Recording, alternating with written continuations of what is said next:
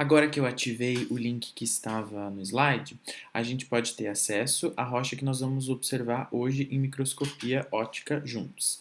Eu selecionei um granito que possui egirina, obviamente, em sua composição mineralógica.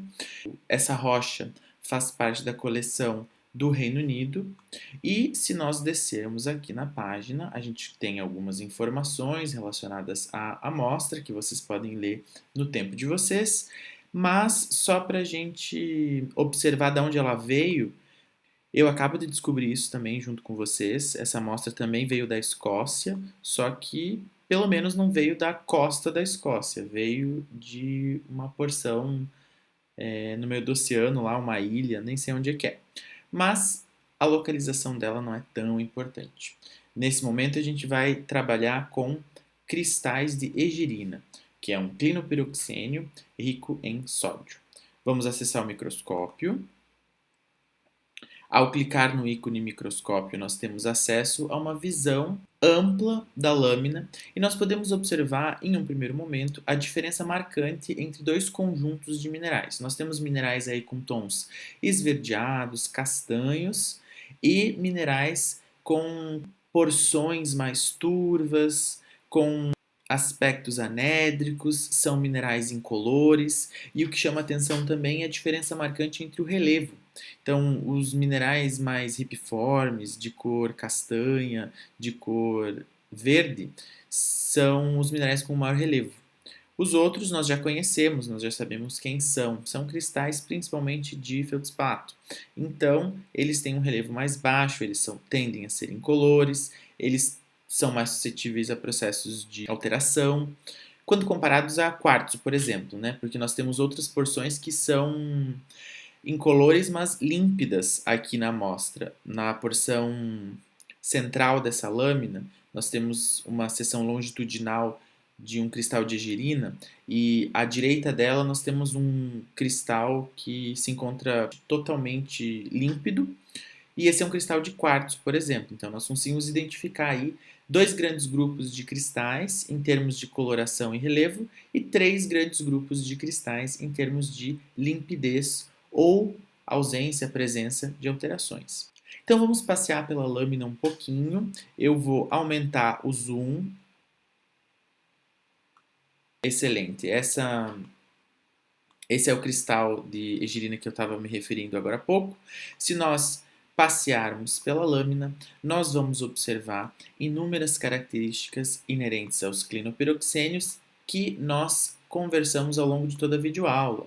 Então, o relevo marcante, nós temos aí diferentes seções para observar, seções oblíquas em que nós não conseguimos observar nenhuma clivagem. Então, eu vou colocar bem no centro da tela um cristal de egirina meio tortinho aí, né? Direção NW, que é uma seção oblíqua de um cristal de egirina que nós não conseguimos observar nenhum tipo de clivagem. À esquerda dele, nós temos um cristal direção NE que tem uma clivagem boa em uma direção. Mas aquele primeiro cristal que eu mencionei para vocês, que fica ao lado de um cristal de quartzo, vou deixar ele no centro da tela, esse é um cristal bom para nós observarmos uma clivagem em apenas uma direção. E nós podemos dar uma olhada, vamos passear aqui pela lâmina, porque sempre vai existir uma seção basal. É por ela que nós iniciamos o nosso trabalho, porque nós precisamos ter certeza que nós estamos trabalhando com um cristal de piroxênio e não com um cristal de outro tipo de mineral. Eu acredito que aqui bem no centro da tela nós temos um aglomerado de cristais anédricos, mas com aspecto globular barra quadrático, que se nós olharmos com atenção, a gente consegue ver que existe possivelmente seções basais aí para nós analisarmos. Exato, agora que eu fiz essa análise com um zoom maior, eu consigo observar aqui temos três cristais no centro da tela, nós podemos observar com atenção e existe aí um ângulo entre dois planos de clivagem. Esse ângulo é o ângulo que se aproxima de 90 graus, característico dos clinopiroxênios. Então nós conseguimos fazer inúmeros tipos de análises através dessa ferramenta do microscópio virtual, como a gente tem utilizado nos últimos módulos, Vamos passear um pouco mais pela lâmina. Lembrem que os módulos eles não são estáticos, eles são módulos dinâmicos. Então aqui nessa lâmina a gente conseguiria descrever com muita facilidade cristais de piroxênio, o clinopiroxênio que no caso é a egirina, cristais de feldspato, cristais de quartzo. Então notem que assim como a disciplina, os módulos que vocês têm trabalhado, que vocês têm estudado, não são módulos estáticos. A gente pode misturar os minerais, até porque eles aparecem assim nas lâminas. Então, olha aqui em cima que legal, uma seção longitudinal, vou colocá-la no centro da tela. Olha que interessante essa seção longitudinal, em que nós vemos com muitos detalhes o plano de clivagem em uma direção. Logo em cima, nós conseguimos ver uma seção basal com um ângulo de 90 graus entre os dois planos de clivagem.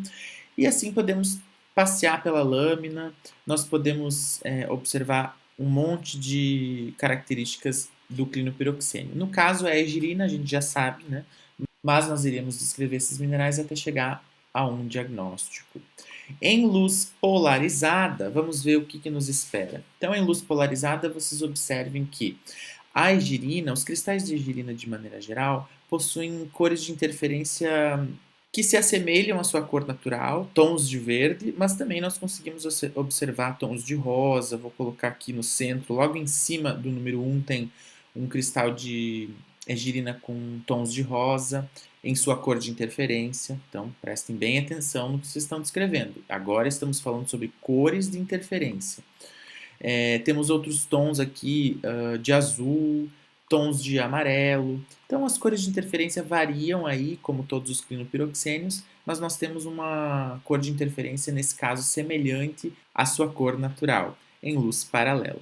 E só a título de curiosidade, olha a quantidade de cristais aí de feldspato, olha a intensidade dos processos de alteração. Olha esse cristal aqui, bem no centro da imagem, nós temos um cristal à nossa direita que está completamente alterado. Esse é um cristal de feldspato. Ao lado dele, nós temos aceso em posição de máxima iluminação, nós temos um cristal de quartzo, que é anédrico, mas está límpido. Tem algumas inclusões, mas não possui nenhuma alteração. E esses micropontinhos que vocês veem aí são microinclusões, não tem nada a ver com processos de alteração. Vamos então sair um pouco desse zoom e vamos até uma das rotações que o microscópio virtual disponibiliza para nós. Vou escolher aqui a 1 e vamos observar a egirina girando a platina. Então, quando nós giramos a platina, então observem os cristais de egirina como existe tonalidades de verde e tonalidades de castanho nesses cristais de clinopiroxênio. Observem o pleocroísmo desse mineral específico. Observem que existem porções do cristal verdes, porções castanhas, centro ou bordas, e esse jogo de cores tende a mudar conforme eu vou girando a platina. E vocês podem fazer isso manualmente, como vocês quiserem, se vocês acessarem o link que estava naquele slide da nossa videoaula. Se nós observarmos com o analisador os cristais de egirina, nós vamos ver aquilo que eu mencionei anteriormente sobre questões de cores de interferência. Ao analisarmos as cores de interferência, nós podemos observar a birrefringência também na carta de cores. Nós conseguimos ver que existem algumas porções que talvez estejam alteradas desse cristal. Nós conseguimos ver, e mais importante de tudo aqui, nós conseguimos ver muito bem as clivagens. Então nós podemos fazer uma pequena análise. Então se vocês acompanharem o meu raciocínio, nós vamos ali para a luz paralela, vamos escolher um cristal e deixar com a clivagem paralela ao retículo. Primeiro nós temos que selecionar um cristal que tem apenas uma direção de clivagem. A objetiva que está com o analisador inserido, nós vamos ver que o cristal está pouco aceso, pouco iluminado, mas ele não está em sua posição de máxima extinção. Então a gente vai girar a platina lentamente, antes a gente marca o grau dela, 86 graus, e vamos girar para atingir a extinção máxima. A extinção máxima é mais ou menos aqui. Então, eu falei 86, foi para 95, cerca de 9 graus. Então, vejam como é simples fazer uma análise de ângulo de extinção, como é simples diferenciar um clinopiroxênio de um ortopiroxênio.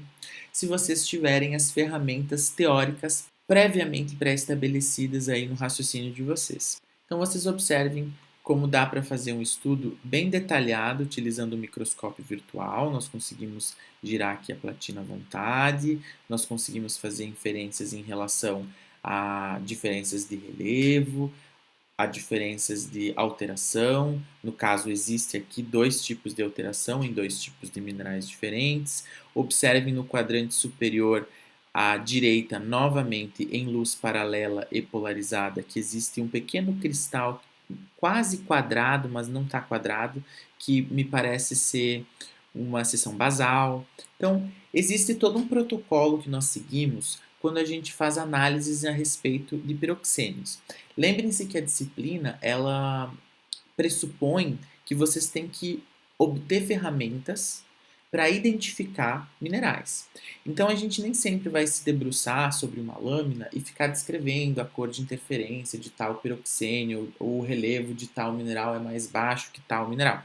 Nós usamos essas informações para depois construir um arcabouço prático teórico que vai permitir vocês a fazer inferências petrológicas mais sofisticadas em outras disciplinas. Por enquanto, a gente está preocupado em passar para vocês as características que permitem vocês a chegar à conclusão de que esse cristal que nós estamos observando é um cristal de clinopiroxênio. E com mais detalhes, mais diagnósticos, a gente pode chegar à conclusão de que é uma egirina, de fato.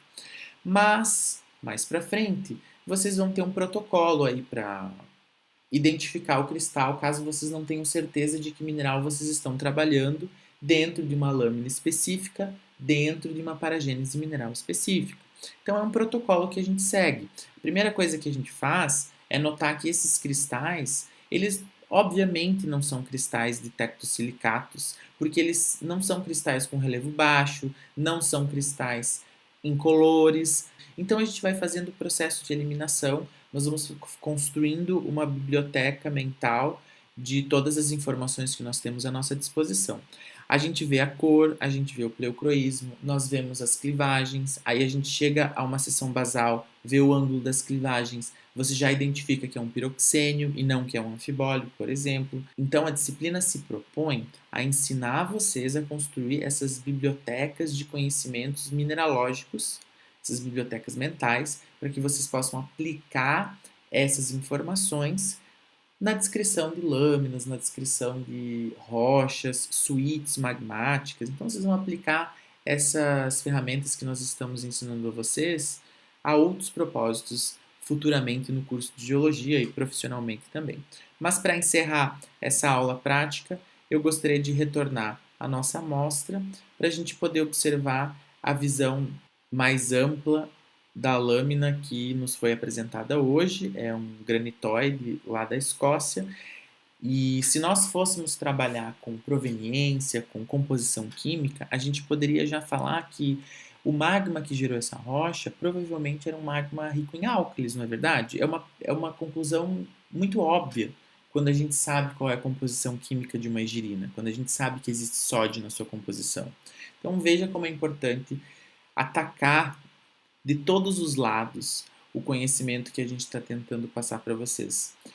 Como identificamos na prática os minerais, como os elementos químicos se organizam para gerar uma estrutura cristaloquímica desse mineral específico e, por fim, e também, não menos importante, quais os elementos que estão aí interagindo, tá bom? Então fiquem à vontade para passear pela lâmina, para brincar com a outra rotação que a gente nem entrou hoje. E se vocês tiverem alguma dúvida, se vocês tiverem algum questionamento, vocês podem perguntar a nós. Boa sorte e até uma próxima!